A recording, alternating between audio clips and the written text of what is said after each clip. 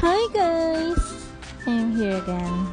Tara, food trip tayo sa Quiapo. Dahil nandito na nga kami, pumasok muna kami sa church. And we decided to go on Carriedo Street, kung saan doon mo makikita ang iba't ibang klaseng pagkain.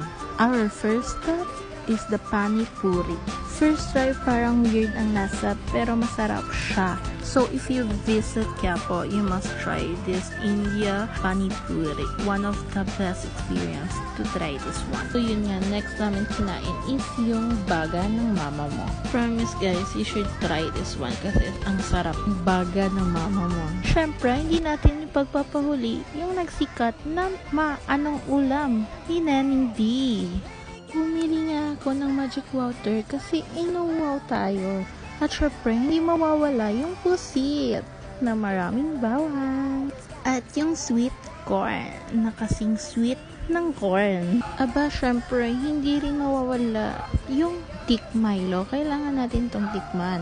Promise guys, ang sarap. 10 out of 10. At may bago nga sikat dito sa Quiapo. Pero hindi na kami pumila at bumili kasi sobrang haba ng pila at maraming nagpapapicture sa kanya.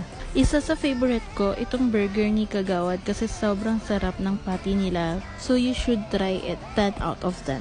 At kung naghahanap ka ng mga pwede mong pag-food tripan, dito yan sa Carriedo Street. Maraming mga iba't ibang klaseng pagkain at murang-mura lang, mga budget friendly.